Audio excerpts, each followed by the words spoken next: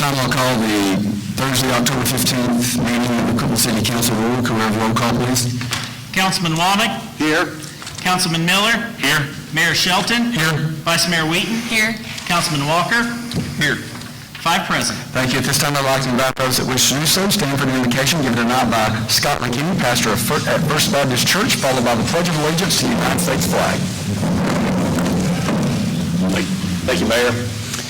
Father God, we thank you for this day. We thank you for the privilege to live in such an amazing place. God, thank you for Cookeville and Putnam County.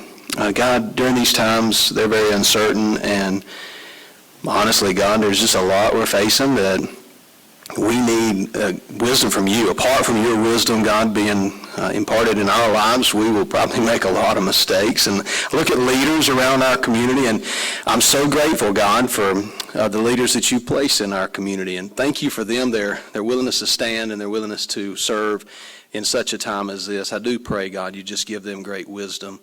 Thank you for all those with the services, EMS, fire, police, Sheriff's Department, all those that serve our county and our cities so well. God, I just pray your hedge of protection around them. And thank you, God, for what you do in our lives. Lord, be with this meeting. Let it be a time that truly honors you, where we come together as a community and try to make great decisions and good outcomes, God, for the future. We love you. Thank you, Jesus, for loving us. In Christ's name, amen. Pledge allegiance to the flag of the United States of America, and to the republic for which it stands, one nation, under God, indivisible, with liberty and justice for all.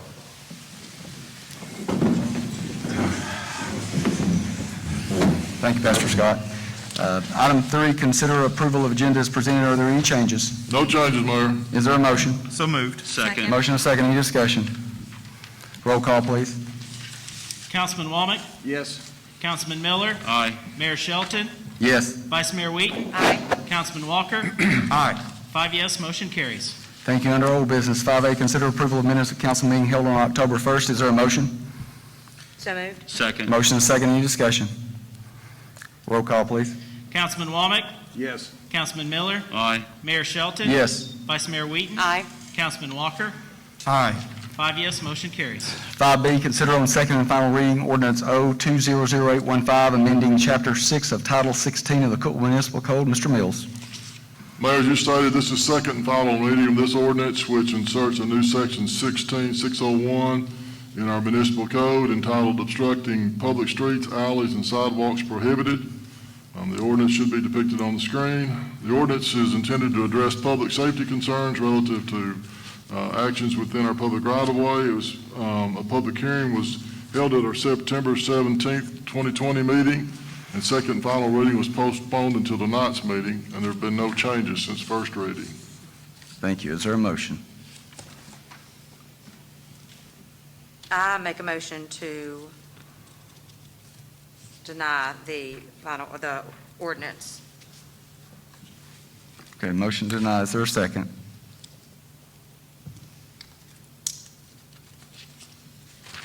Is there a second? Second. Got a second. Discussion? I need to abstain from this vote, Mr. Mayor. On this side? Oh, I'm so sorry. No. Any discussion? Mr. Ray? Well, may it please the mayor and city council members and the public in general, this is a very controversial and difficult issue, as we all observed from the last hearing, where there's strong emotions on both sides. Cities across the United States are inflicted with problems that are very difficult to solve between the behavior problems and people's rights under the First Amendment to the Constitution. The ordinance which was originally passed was very broad and did raise some legitimate First Amendment questions that were brought forward at the public hearing. Since that hearing, we've done a significant additional legal research, consulted with people from the state of Tennessee, and at the present time we felt like that this ordinance was so broad that I've recommended that it not be passed.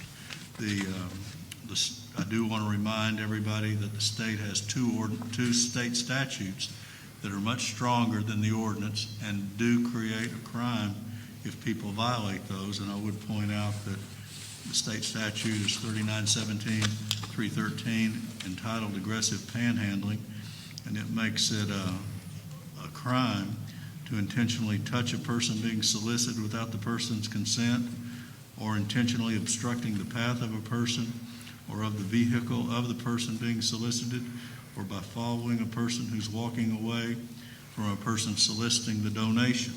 And these are all state statutes that the Sheriff's Department, the Tennessee Highway Patrol, or the city police can all enforce. And in addition, there's a state statute 55-8-139 that talks about conduct in a median of a highway that also may have application to this. These are much stronger measures. They're state statutes, and the city, I think, would be better to allow these state statutes to deal with this. I know there's some other behavior that's been brought to my attention that was terribly offensive, but there are lots of state statutes that address that kind of behavior. If somebody is stopped or is offended, they need to report that to the police, and the police can then try to enforce the state statute. In the meantime, we're going to keep studying this matter and see if other cities can find more solutions. But the state and the state statutes are the best mechanism to address these issues. And so I feel like that the best thing to do is to not enact this ordinance, but to just continue to study the matter. Thank you, Mr. Rader. Is there any other comments from the council? Roll call, please. Councilman Womack, Yes. Councilman Miller, Aye. Mayor Shelton, Yes. Vice Mayor Wheaton, Aye. Councilman Walker, Aye. 5 yes.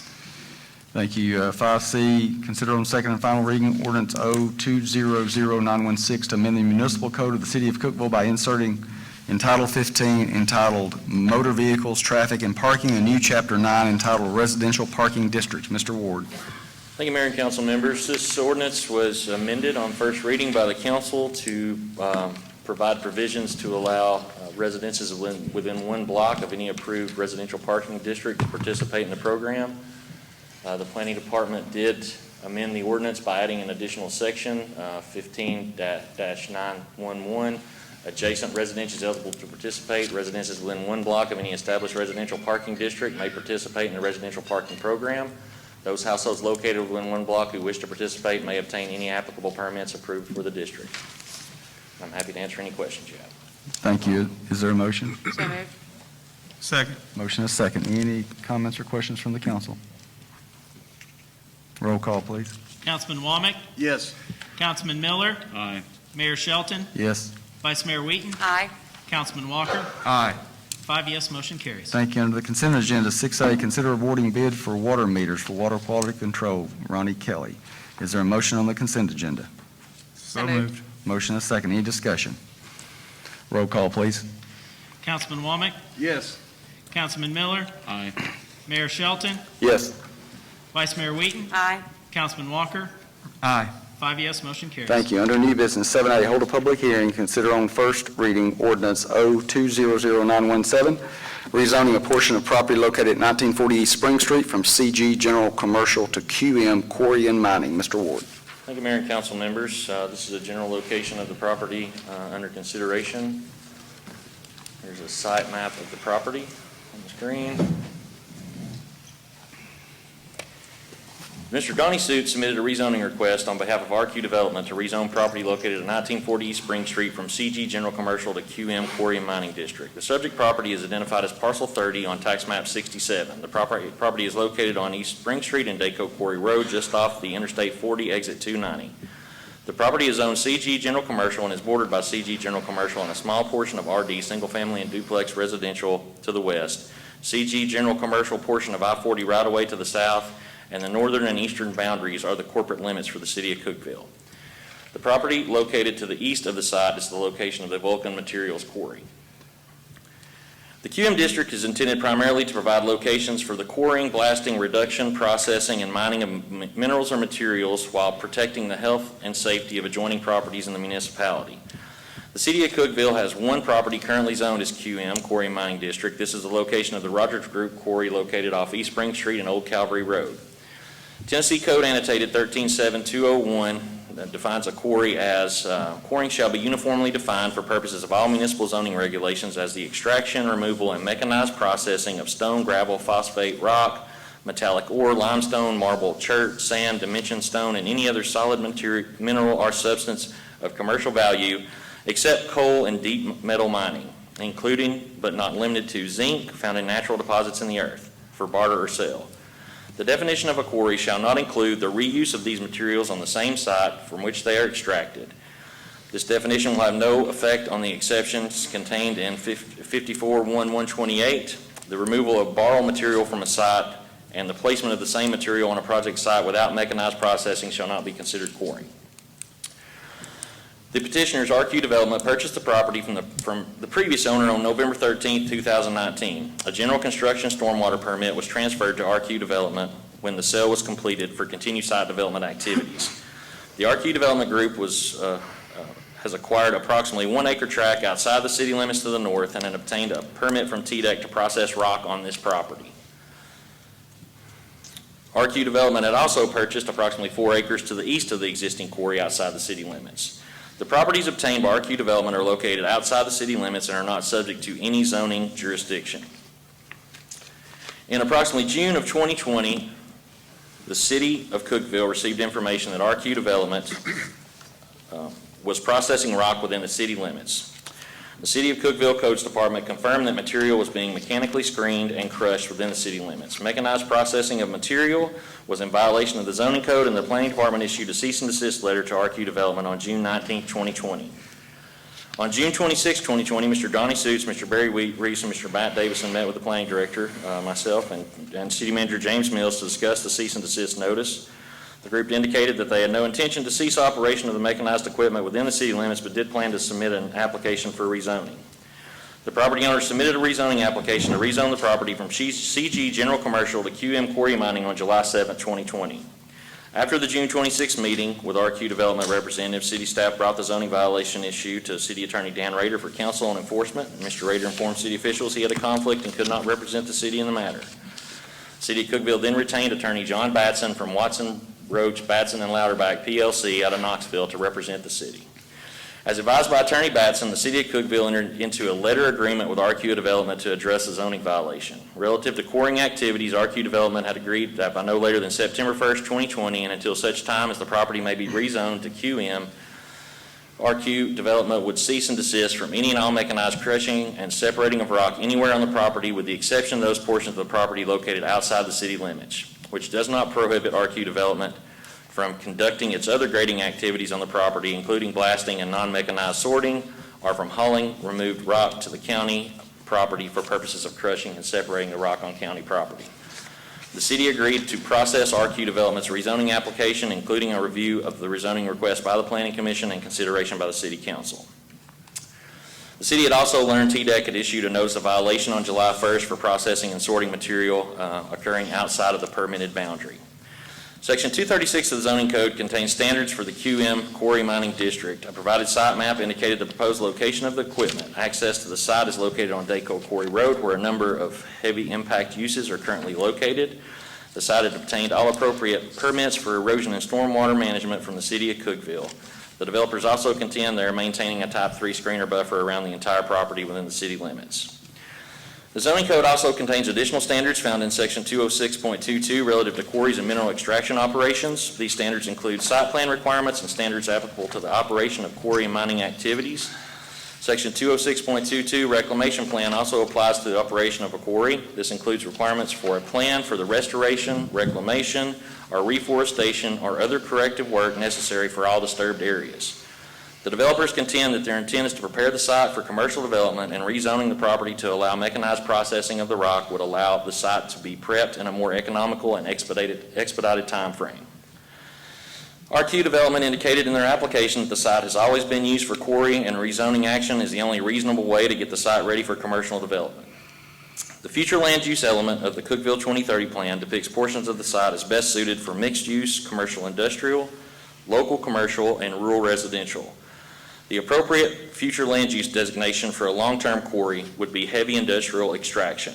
According to the developers, if rezoned, they anticipate an approximately 7-year time frame to remove enough material from the site for it to ready for commercial development. The planning department has been approached by various parties over the years inquiring about operating a quarry at the site, and those parties have been advised that rezoning would be problematic. Also, the planning department has received numerous calls relative to an initial postcard that was mailed out over the weekend of August 14th, 15th this year. The postcards appear anonymous in nature and ask for persons to visit a website and sign a petition to stop the quarry. Most of the calls were from people who did not reside in the Cookeville city limits. Additional postcards that were mailed out in or around September 25th, and some were received at households as late as today. Many complaints relative to the operation are in regard to blasting. It's important to note blasting in the state of Tennessee is principally regulated by the Department of Commerce and Insurance Division of Fire Prevention, also known as the State Fire Marshal's Office. And the property owners can continue to blast to remove material regardless of the property's zoning classification. All indications are the developers will continue to utilize explosives to remove material from the site. The approximately 1 acre and 4 acres of property obtained by RQ Development outside the city limits are not subject to any regulatory zoning authority, and the group has already obtained a permit from the Tennessee Department of Environment and Conservation to operate machinery on the 1 acre location. This property was located at the top of a quarry high wall at a significantly higher elevation. If mechanized equipment were moved to that approximately 1 acre parcel outside the city limits, it could be more impactful to the surrounding properties, and if the property was rezoned and legally allowed to operate in the existing pit inside the city limits. Further, the zoning code section 206.22 requires a reclamation plan be submitted for the site. This would provide additional protection that would require the restoration, reclamation, and other corrective work necessary for the disturbed areas rather than remain as a dormant quarry unrestored in perpetuity. It appears RQ Development will continue to quarry rock even if outside the city limits. Based on the characteristics of the site, the surrounding land uses, including Vulcan materials and other heavy impact uses located along Decor Quarry Road, and the fact that material is already being removed from the site, the planning department recognized some merit in exercising a level of control on the property. And we've got a picture of some of the property you can see on the screen. This is a site plan that was submitted by RQ Development for the quarry application. Another exhibit that they provided showing the proposed location of the equipment. And that's an aerial view of the area. Mostly to the east, you can see the quarry that this property is adjacent to. The Planning Department recommended the Planning Commission approve the request. After review and public hearing, the Planning Commission recommended approval of the rezoning request. However, the recommendation maintained a 600-foot barrier off of East Spring Street to remain as CG General Commercial. The 600-foot area to remain as CG General Commercial was intended to provide a buffer from East Spring Street where no mechanized processing of material could take place to minimize impacts of processing material closer to an arterial street. This action placed the zoning area at 27.5 acres, which is well below the 50-acre requirement for the QM zone district. If the entire parcel is included in the rezoning, the property inside the city limits would appear to meet the acreage requirements. The City Council could establish a 600-foot buffer as a condition of the rezoning. The Planning Commission's recommendation to approve the rezoning request was based on the premise that rezoning property to allow material to be processed in the existing pit would be less impactful on neighboring property owners. And that is my presentation of the request, and I'm happy to answer any questions you guys have. Okay, we'll have a public hearing. Are there any questions of Mr. Ward from the council before we start the public hearing? Yeah, Mr. Mayor, I'd have a Yes, sir. question and a statement concerning the 600-foot buffer barrier. At the Planning Commission, it was motioned to approve the rezoning, as Mr. Ward said, and maintain that 100-foot barrier off Spring Street, which would have remained in general commercial zoning. And correct me if I'm wrong, Mr. Ward, but that area would have remained in general commercial zoning. And after the meeting concluded and upon a further review, as Mr. Ward, that would reduce the area of land being considered below the required area land needed per the zoning code. Since this effort to maintain a buffer of general commercial zoning near the highway contradicts that, the area necessary for consideration, I think it would be improper to consider this buffered option of CG, whereas Mr. Ward has already explained that there is a buffering possibility. However, the Planning Commission, when they voted on this, they were under the understanding that there would be a buffering of CG zoning. And so the point there being that it would conflict with future land use, not being CG and being a buffered zoning. Correct, Mr. Ward? Yes, it's the buffer created an acreage problem, but the buffer also maintained compliance with the land use plan, the future land use plan. Yes, thank you. Okay. Does any rest of the council have any questions of Mr. Ward before we begin the public hearing? Okay. At this time, we will open the public hearing portion of the meeting. Points of order, you can please step to the microphone on either side and state your name and whether you live inside the city limits of Cookeville or outside the city limits. A statement of no more than 3 minutes may be made pertaining to this item. And then once the timer sounds, you'll need to wrap up your comments. So there will be no yielding of time to another person. No one can speak twice. All right. Yes, ma'am. My name is Suzanne Russell. I live at 1340 Charles Street in Hillwood Estates. Thank you, Commissioners, for letting me be here today to speak against this quarry. As the crow flies, the quarry is approximately 2 miles from my residence, and there are an awful lot of other homes between us. With the sizable expansion that has been requested from approximately 1 acre to 63 acres, I'm concerned about the impact that will have on me personally as a senior citizen and on my neighborhood. I would pose these following questions. Would there be dust and grit that would potentially blow in our direction, settle in on our houses, and affect the air quality?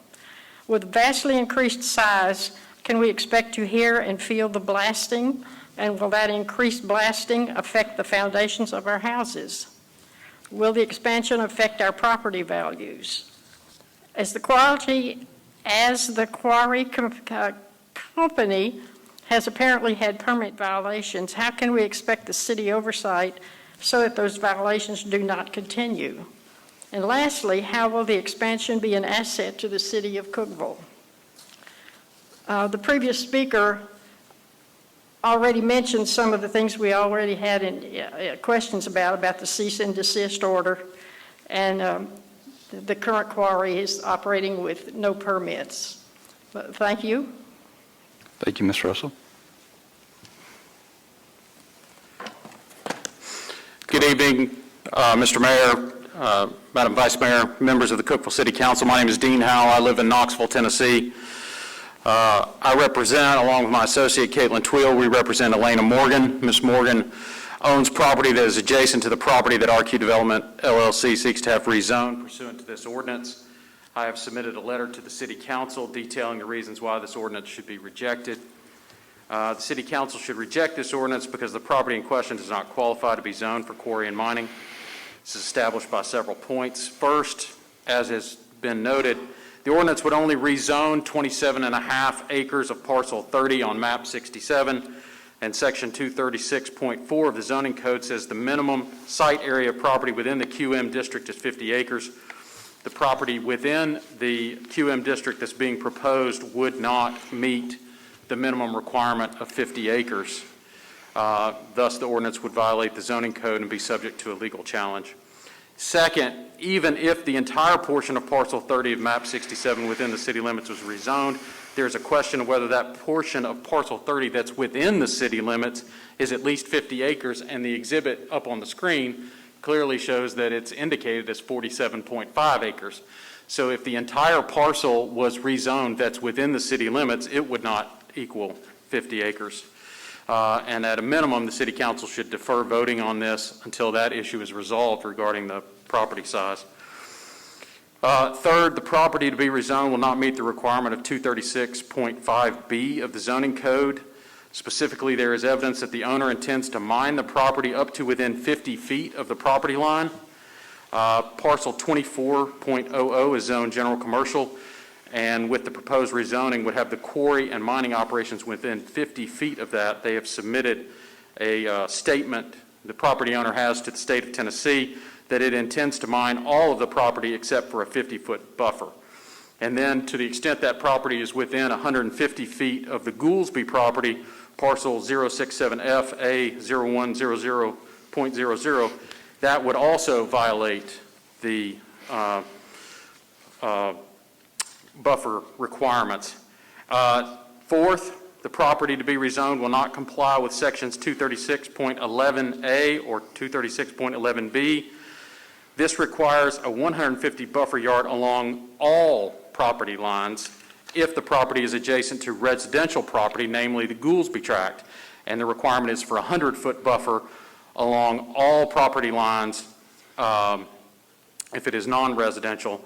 And again, there's been a representation to the state of Tennessee that the property owner intends to mine everything up to the 50-foot perimeter, within 50 foot.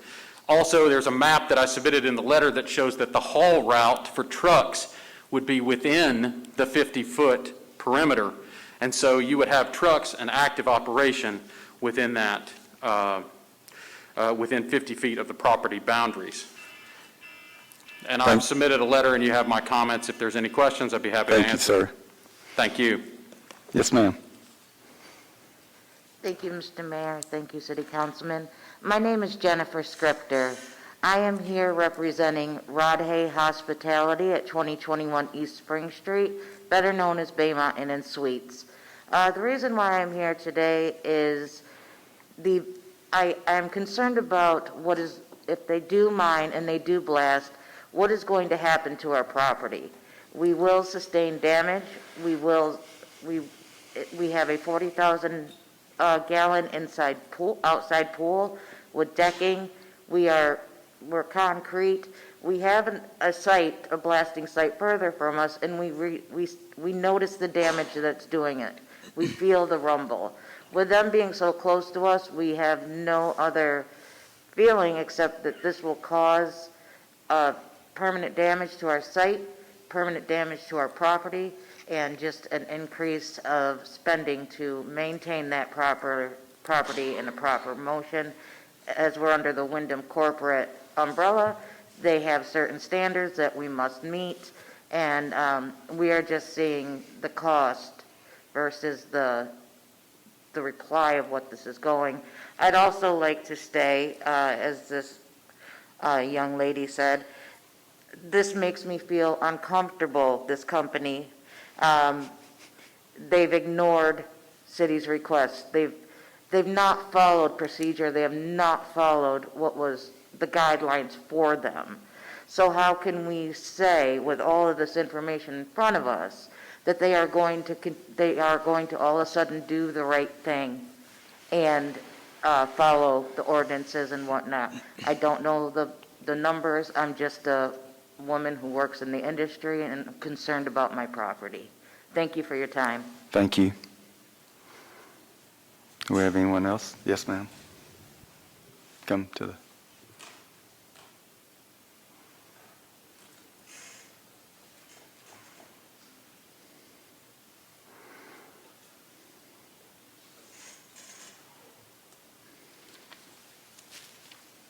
Hi, my name is Martina Gabriel, and I'm right next to Baymont Inn and Suites, which I have quite a few properties right next door. We are quite aware, we already have a rock quarry where they do some blasting, and we always get affected. We hear the blasting, it shakes the buildings, and that rock quarry is just too close to buildings. And I may stretch a little bit, but I'm also concerned about what happens to Interstate 40. How safe is it? Did anybody ever request some information? But I'm definitely against it because we cannot afford to have another one with the blasting. If it would not be blasting, I would not say anything. Thank you. Thank you. Yes, sir.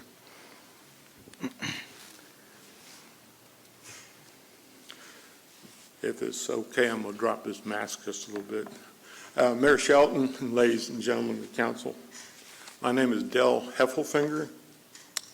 I'm right on the eastern tip of the city, and my concerns are basically around the health and welfare issues here. I have to navigate Highway 70 back and forth to the city, sometimes several times a day. And I'm deeply concerned about the congestion this thing's going to cause, and in particular, the location on 70. And I think we noted earlier, so I won't go down through all of it, but just in the quarry operations on Daco Quarry Road, there's quite a bit going on there. In addition to the quarry, of course, we've got IMI Concrete. The city, or the county rather, has Daco Quarry Road dump, which has, community traffic, citizens of the area having to navigate and work their way through all these trucks moving around. The other thing is that the trucks have been moving back and forth. They've been shuttling between two quarries, which causes a considerable amount of traffic and delay in there. Thirdly, the trucks deposit a lot of dust and residue on the road. That, if it's dry, stirs up quite a bit, so people that have allergy problems or breathing difficulties, one thing or another, have to go through that and deal with it. And there's a pretty good dose of it when they're really busy over there. I think at the least, if it is approved, there should be some coordination with the state, a consideration for maybe a set of traffic lights to deal with this thing, because you have trucks coming and going. They're going either to the east up towards the interstate or whatever. You've got people rapidly coming off the interstate who don't have much time to actually react to a truck. And the other way, you're coming down a 2-lane road into a 4-lane split there. And you don't have much time, because there's a curve in the road and trees and everything. You don't have much time to really react to what's going on with the quarry operation. Those are probably my biggest concerns. The other one is the dust and particulate that gets spread up into the air. Although we have prevailing winds, the winds switch around quite a bit, especially in the hilly areas around here. If you don't believe that, watch the turkey buzzards and everything floating around. When the air is rising off these hills and everything, they're up there having a big time floating around. So dust will do the same thing. And I'm sure it's going to be carried way beyond the boundary of this thing. Now, as an afterthought of that, every time I've driven by and looked at it, and in my career, I've had to deal with quarries and stuff. I see no effort at dust collection whatsoever. There's no bag house or cyclone or anything over at the other quarry. And then at this quarry, they brought in temporary equipment, which doesn't even have provisions for dust collection. So I don't know how they're going to deal with that. Thank you for your time. Those are my primary considerations. Most of the others have been covered. Thank you, sir. We have others? Yes, ma'am.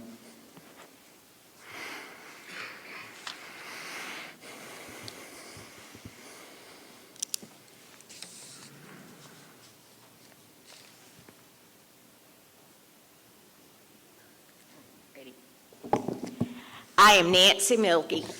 I have property directly across the road from George Boyd's Veterinary. And according to your map up there, it is CG, was that CL originally? Because it is residential property. My parents lived there. I grew up there. I can remember when Willard McCormick leased the property across from his house, where the site is now. The summers were just terrible because we would have the windows open.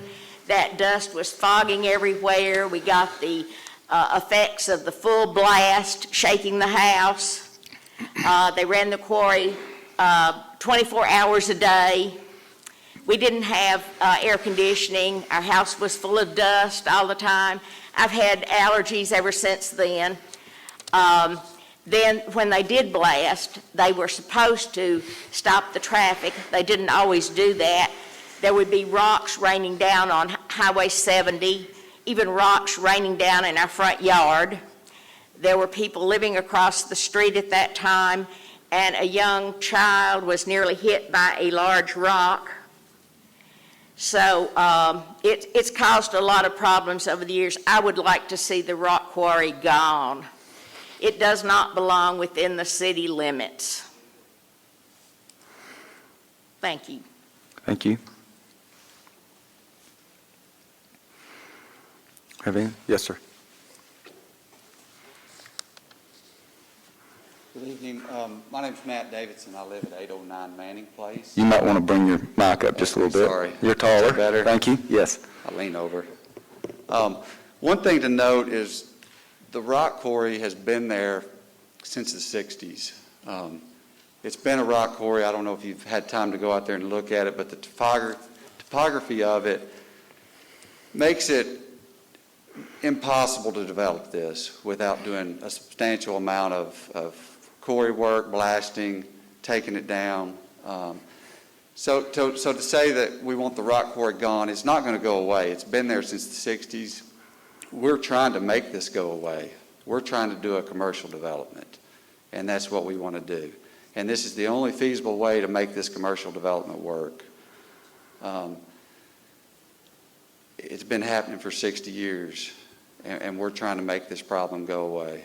And we think within 7 years we can have a 55-acre site right off one of the main intersections in town that could be developed for something special. And that's what our ultimate goal is. We're asking the city to partner with us. We're willing to partner with you, and we made the buffer concession at the Planning Commission meeting. We were not aware that it was staying general commercial. We thought it was a contingency upon it all going to the quarry. So obviously we would never agree to that if it knocked us out of the deal, because it does take us below the 50-acre minimum. So we would have never, I don't think it was anyone's intent to knock it down to 27 point whatever acres that was. So we're asking for the city to partner with us. It's an eyesore. We're trying to take it away. It's always going to look like this if you don't allow someone to do this. So we're asking to partner with us. We'll bring amenities there. It's been 20 years. There's no sewer within a half a mile from there. And we're willing to take this down, bring sewer to it, and make this a nice interchange in the city of Cookeville. Thank you. Thank you.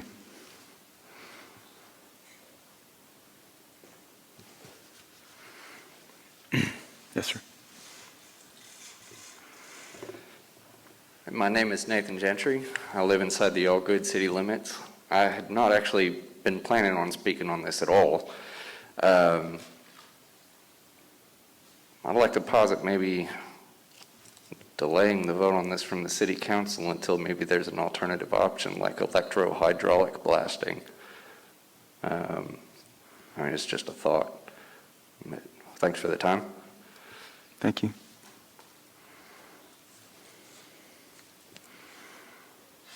Yes, sir.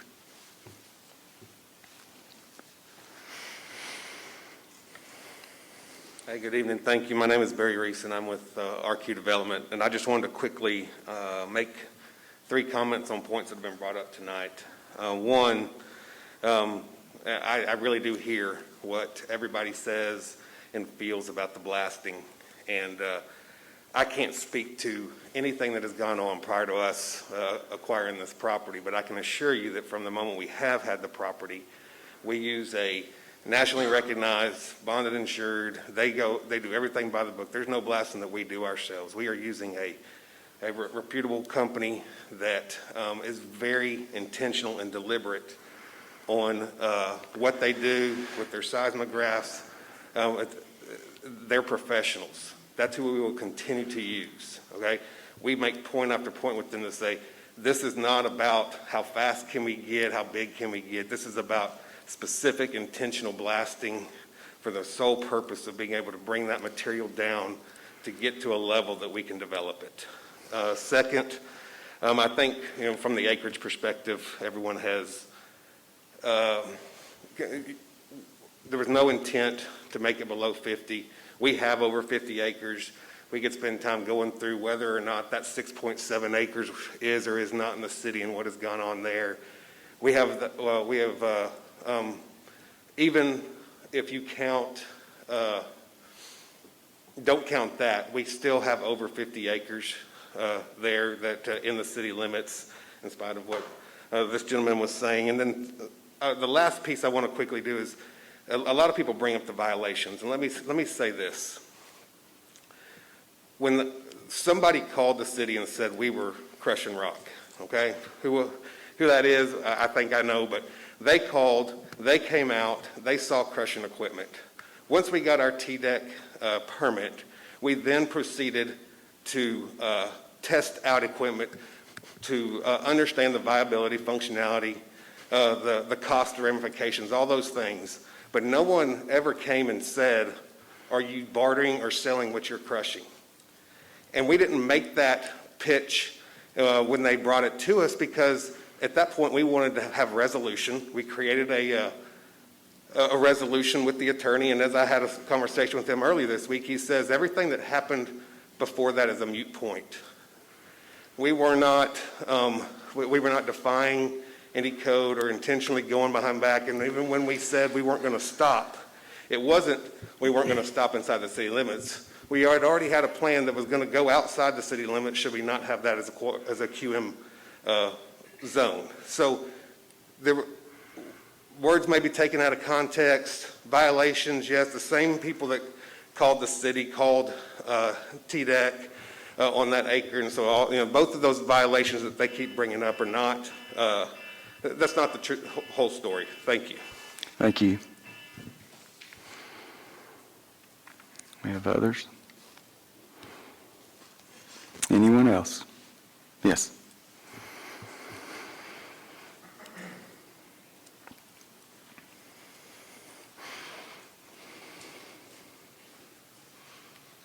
Yes, my name's Elena Morgan, and my attorney, Mr. Howell, spoke previously. What I would like to say is I understand that they're trying to develop something. What is being overlooked and what hurts my heart is that our property is being destroyed. Prior to this year, we have not had any problems. Now we have dust, debris, foundation issues, as do many of our other neighbors that we've known for many, many years. Not one time has anybody cared about what this is doing to our properties. I hear that they're, the sewer, I heard Mr. Davidson speak, I've heard Mr. Reese speak, but yet not one time, my question would be is what do they intend to do about the damage that has been done by what they are doing to our properties? And I would love to have that question answered. Thank you. Thank you. Do we have anyone else?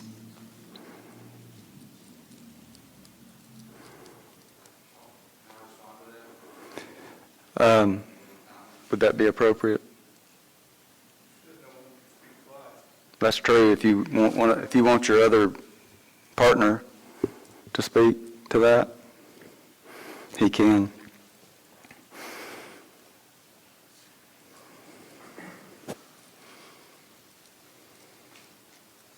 Hi, my name is Donnie Suits with RQ Materials, and I live in the city limits. I was just going to address that. We have never been contacted by any of the adjoining neighbors about any damages. The company we use that does our blasting has seismographs on all the properties. They have pictures taken before any blasting was done. And so if they have any complaints, they can call us. We'll call the company. They have insurance. They take care of anything that has been done. But we are blasting at lower levels than any of our adjoining quarries. So I'm not sure, but I have not been contacted by any of the adjoining property owners. Thank you. Yes, ma'am. My name is Jennifer Prowse. I live on 1856 East Spring Street. I'd like to address that. Mr. Reese, we have spoken numerous times about the damage it is causing. Thank you. Any other comments during the public hearing? We will close the public hearing portion. Is there a motion? I make a motion to deny the rezoning request due to the concern that the request for this property is not compliant with the Cookeville 2030 plan. As Mr. Ward pointed out, the future land use concept plan element of the 2030 plan depicts the subjected property as being primarily best suited for commercial and mixed-use commercial industrial purposes. The 2030 plan was adopted by the City Council in 2010 through ordinance number 010-1114 and is intended to provide as a guide for the city in making land use decisions, including zoning. The citizens of Cookeville should have an expectation that the council will follow our adopted plans as considered zoning matters.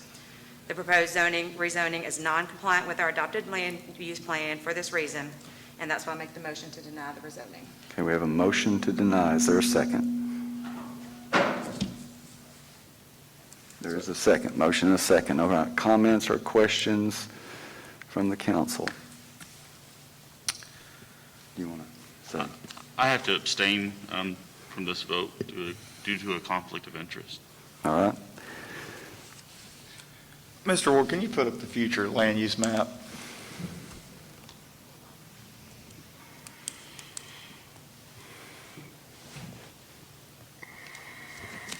Okay, as you all can see, the future land use map is kind of the plan for the city as it goes forward.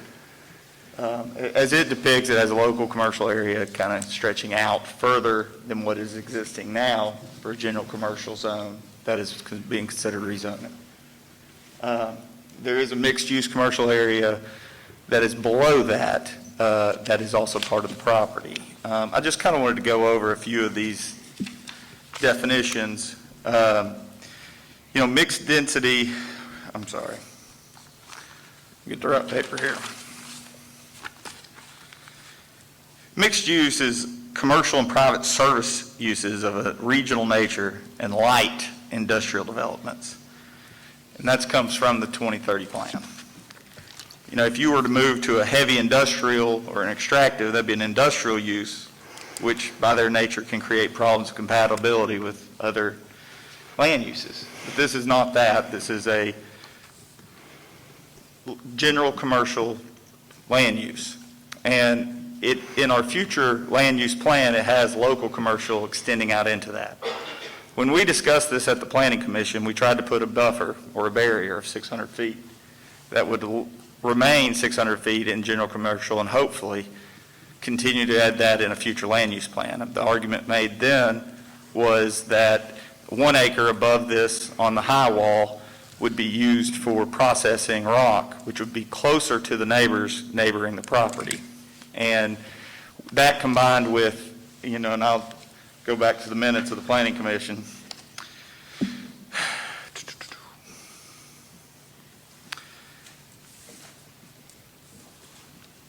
The property values will in fact increase once operations are complete because there will be a viable commercial property available right off the interstate. And those are the words of one of the members representing RQ Development.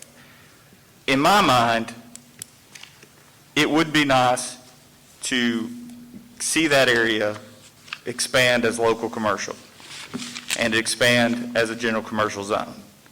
And though the efforts to make that local commercial and general commercial and to remove rock and make a bigger area would require quarry mining, putting this into quarry mining zoning does not force it back into local commercial at a later date. It will forever be quarry mining until somebody applies for that zoning back. And then the mining and the quarry zoning would be unlimited use at that time. And so that effort to create a better commercial property, though what may be well-intentioned, it is not what we're voting on here today. We're looking at voting the entire parcel without the buffer and considering that entire parcel as a quarry mining zoning. And that is contradictory to the future land use plan of the city of Cookeville. Now, what I haven't heard is the argument of why that plan should be deferred from. If we've done PRD zonings and other zonings in the past that sometimes contradict the future land use plan. However, there's a great benefit to the people of Cookeville. We've recently done one of those on 10th Street where the benefit to the city had multiple benefits of raising tax revenue to the city, as well as road improvements in that area. And so with this future land use plan, it's hard to go change that plan that's been developed over time for our city without that reasonable nature of benefiting the residents of that city in my mind. So, to add to that, we've also noted that the 1 acre above the high wall that was considered to be used isn't being used currently. The operation has now moved to 4 acres on the other side of the property that is out in the county. So it should be understood by everybody here tonight that this operation, and as the representatives have already mentioned, would continue operation, and they have it, as they stated tonight, that they have a plan to continue operation out in the county. And so I think a lot of that use is still there for that land value. So to take it out of quarry mining, in my mind, would make it harder for that property to go back into commercial zoning at a later date, and it'd be more permanent. Thank you. Any other comments from the council? Roll call, please. Councilman Womack, Yes. Councilman Miller, Abstain. Mayor Shelton, Yes. Vice Mayor Wheaton, Aye. Councilman Walker. Aye. Motion carries. 7B, consider approval to pay record management software maintenance fee for the police department. Major Searcy. Mr. Mayor, council members, the Cookeville Police Department would like permission to make a payment to the Putnam County 911 Board, $28,634.83. This constitutes 25% of the total fee that the Putnam County 911 Board will be paying to Central Square Technologies for the annual software maintenance fee for our integrated computer-assisted dispatch and report management system. And this is a budgeted item, and stand ready to answer your questions. Is there a motion? So moved. Motion and second. Any questions? Roll call. Councilman Womack, Yes. Councilman Miller, Aye. Mayor Shelton, Yes. Vice Mayor Wheaton, Aye. Councilman Walker. Aye. 5 Thank you. yes, motion carries. Thank you. This concludes our agenda portion. Do we have anyone that would like to speak to the council on non-agenda items? Any council members have anything? Mayor, if I could, before we close, most everybody's left, but I do think it's important to note that although the rezoning was denied, the property owners can still blast and they can still remove material from that site. So if we get calls about that for codes and for planning, I just want the public to know that they still have the right to blast out there. They have a grading permit, so there'll still be material being removed from that site. That's all. I think there's one that wants to speak. Yeah. Does anybody else need to speak? Yep, okay, yeah. Sorry. Go ahead, yeah. Hi. While we've taken the vote on 020-0815 tonight, I wanted to take a moment to say that I really appreciate all the work that the SAS program is doing. I've been talking with some of the folks down there, and the changes and the difference they've been able to make in the community has been fantastic. I would like to know if the city could put together something where more of the community could get involved in like a fundraising or a hands-on support group or something like that, where we can get directly involved and help to continue to improve the quality of those who are unhoused in our community with y'all's leadership. Back in August when we started, Mayor Womack talked about how the community came together for a clinic. And I'd really like to see something like that happen with the unhoused as well. Thank you. Thank you, Mr. Gentry. Anybody else? Any council members? Meeting's adjourned. Take care of this.